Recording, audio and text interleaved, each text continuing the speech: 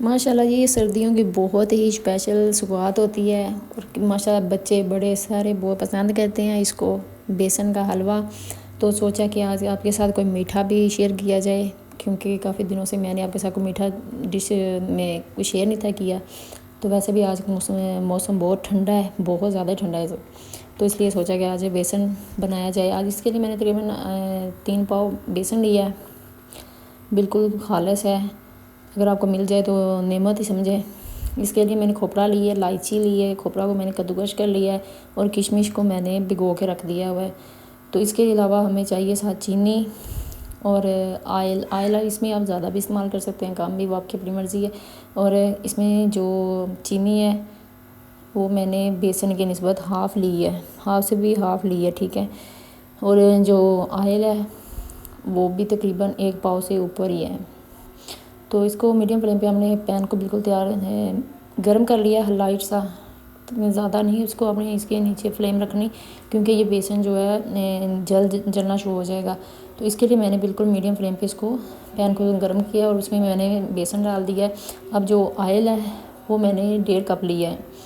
इसमें अच्छे तरीके से अपने बेसन को घी में अच्छे तरीके से मिक्स कर लेना और इसकी बुनाई करनी है आपने बेसन की, तकरीबन जब तक ये खुशबू आना शुरू, मसाला इसमें खुशबू आना शुरू हो जाती है, जब इसकी बुनाई हो जाती है और इसमें इसका कलर भी चेंज हो जाता है। मीडियम फ्लेम पे आपने इसको तकरीबन इसकी बुनाई करनी है। साथ साथ इसका आपने चम्मच ले लें, कोई डोई या कोई इसमें जो आप घर में इस्तेमाल करते हैं, ठीक है। तो इसके साथ आपने इसको हिलाते ही रहना है, रुकना नहीं है, हिलाते रहना है, इसको मिक्स करते रहना है ताकि ये नीचे ना लग जाए। और ये जल गया तो ज़ाहिर सी बात है बीच में फिर ब्लैक ब्लैक सी नज़र आना शुरू हो जाती हैं, गुठलियाँ सी बन जाती हैं, फिर वो नज़र आती हैं, वो फिर आपको ज़ाहिर सी बात है जब आप खाएंगे तो वो कड़वापन देंगी। तो इसके लिए अपने जब बेसन बनाना है तो उसके यही होगा कि आपने इसको साथ साथ हिलाते रहना है।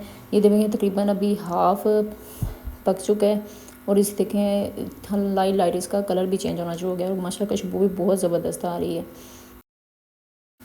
वैसे भी सर्दियों में तो ज़्यादा मज़ा आता है, जैसे पिनियाँ होती हैं, पंजीरियाँ होती हैं बेसन की, इसमें आप इसको आप 2-3 तरीक़ों से हलवा भी इसको बना के रख सकते हैं नरम, और नहीं तो इसके आप पीस भी काट के रख सकते हैं, ठीक है। देखिए मसाला जी हमारा तकरीबन 7-8 मिनट लगे हैं मुझे इसको मीडियम फ्लेम पे इसकी मैंने बनाई की है। तो अच्छी तरीके से हमारा बेसन जो है इसकी बन चुका है और इसकी बहुत प्यारी खुशबू भी आ रही है। वैसे तो फ्रूट भी बहुत ज़्यादा पावरफुल होते हैं, वैसे जब अगर आप सिंपल बेसन का हलवा बेसन ही बना के सर्दियों में खाएं ना, तो बूढ़े जो होते हैं बुज़ुर्ग या जवान है, तो उसको भी ताकत काफ़ी मिलती है जोड़ों के लिए, ठीक है। तो बच्चों को माशाल्लाह भी बहुत ही पावरफुल होता है माशाल्लाह से। तो इसके लिए अभी हमें शीरा चाहिए होगा, तो वो हमने इसमें मैंने 1.5 कप पानी लिया है और मैं बेसन के हिसाब से मैंने इसमें 1.25 कप, चाय जो पीने वाला कप होता है, वो 1.25 कप मैंने इसमें चीनी ली है। अगर आप ज़्यादा तेज़ मीठा लाइक करते हैं तो ज़्यादा चीनी इस्तेमाल कर सकते हैं, अगर कम आप शुगर वगैरह का कोई इशू है तो आप इसमें कम रख सकते हैं। तो साथ ही मैंने इसमें 3 से 4 अदद इलायची शामिल कर दी हैं। तो अब इसको मीडियम फ्लेम पे तकरीबन इसको शीरा बनाएंगे इसका। तो अभी इसमें देखेंगे अभी हाफ बन चुका है, अभी इसमें मज़ीद 2 से 3 मिनट और लगेंगे।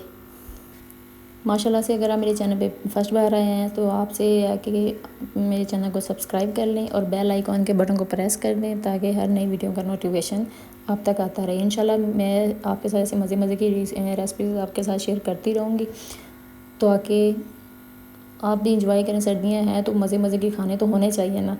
इसमें मैंने जी जो शीरा था इसमें मैंने जो किशमिश थी वो भी शामिल कर दी है और खोपड़ा भी शामिल कर दी है, क्योंकि हमारा शीरा तकरीबन तैयार हो चुका है। तो इसमें अब जो हमने बेसन भून के रखा हुआ था ना, तो वो अब इसमें हम शामिल कर देंगे।